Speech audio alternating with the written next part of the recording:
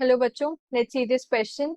The question says the energy required to overcome energy barrier between eclipse and staggered conformation of ethane molecule is gained through, and the options are intramolecular collisions, intermolecular collisions, molecular collisions and atomic collisions. तो इस question के अंदर क्या हमें बताना है, जो energy required होती है ओवरकम एनर्जी बैरियर मतलब एनर्जी बैरियर को ओवरकम करने के लिए between eclipse and staggered conformation, वो हम कैसे गेन करते हैं. सो की कॉन्सेप्ट क्या है यहाँ पे, इक्लिप्स्ड एंड स्टैगर्ड कॉन्फर्मेशंस. स्टैगर्ड कॉन्फर्मेशंस, तो इसके अंदर क्या होता है, अगर मैं इक्लिप्स्ड कॉन्फर्मेशन की बात करूं, इक्लिप्स्ड कॉन्फर्मेशन वो होती है जिसके अंदर इथेन मॉलिक्यूल के जो हाइड्रोजन एटम्स अटैच्ड हैं, दो कार्बन एटम से, वो एक दूसरे के उतना पास होते हैं जितना पॉसिबल होता है. एंड स्टैगर्ड कॉन्फर्मेशन के अंदर वो हाइड्रोजन एटम्स एक दूसरे से उतना दूर होते हैं कि जितना पॉसिबल होता है. सो अगर मैं इनको रिप्रेजेंट करूं इन न्यूमैन प्रोजेक्शन, अब न्यूमैन प्रोजेक्शन के अंदर हम कैसे रिप्रेजेंट करते हैं, जो फ्रंट कार्बन होता है उसे हम एक डॉट से रिप्रेजेंट करते हैं and then hydrogen atoms single line से जो उससे अटैच्ड होते हैं. एंड जो रियर कार्बन होता है, रियर कार्बन को हम एक सर्कल से रिप्रेजेंट करते हैं एंड देन शॉर्टर लाइन से उसके हाइड्रोजन एटम्स. सो ये मैंने बनाई इक्लिप्स्ड कॉन्फर्मेशन, ये है इक्लिप्स्ड.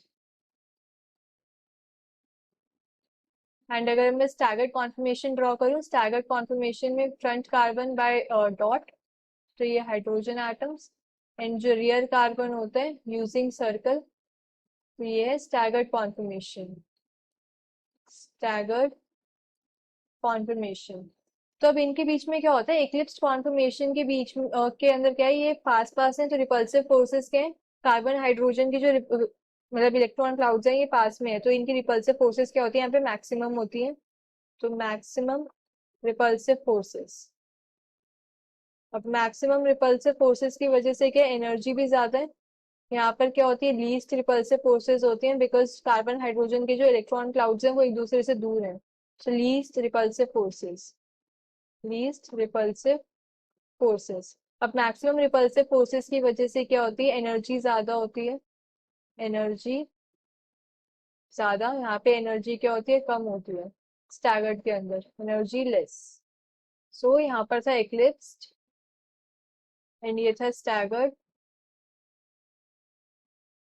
एक्लिप्स के अंदर जो एनर्जी थी वो ज्यादा थी, एनर्जी ज्यादा होती है. स्टैगर्ड की एनर्जी कम होती है due to less repulsive forces. Energy ज्यादा है तो इसकी स्टेबिलिटी क्या होता है, कम होती है. Stability is less. And staggered की स्टेबिलिटी ज्यादा होती है ड्यू टू लेस एनर्जी. सो इनके अगर मैं एनर्जी डिफरेंस की बात करूं, डेल ई जो एनर्जी डिफरेंस होता है वो होता है 12.5 किलो जूल पर मोल. अब ये जो एनर्जी डिफरेंस है ये बहुत ज्यादा कम है. और इसलिए क्या होता है कि जो मॉलिक्यूल्स होते हैं वो, मतलब ये क्या स्मॉल डिफरेंस है, स्मॉल डिफरेंस. तो जो मॉलिक्यूल्स होते हैं वो थर्मल एनर्जी गेन करके या फिर काइनेटिक एनर्जी गेन करके, सफिशिएंट काइनेटिक एनर्जी गेन करके क्या इस बैरियर को ओवरकम कर देते हैं through intermolecular collisions. So we can say ethane molecule, ethane molecule gains thermal और kinetic energy,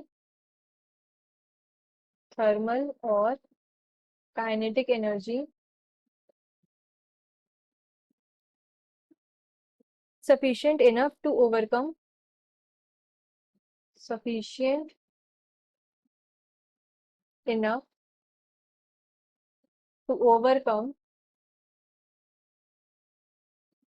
this energy barrier, this energy barrier through intermolecular collisions, through intermolecular collisions. Intermolecular collisions की help से क्या है, ये energy barrier को overcome कर देते हैं और फिर क्या एक दूसरे के अंदर ये कन्वर्ट होते हैं, इंटर कन्वर्टेबल होते हैं. एंड ये क्या होते हैं, इनसेपरेबल होते हैं at room temperature because energy barrier क्या है, बहुत कम है. So the final answer of this question will be option B, intermolecular collisions. Hope you understood this well. Best of luck.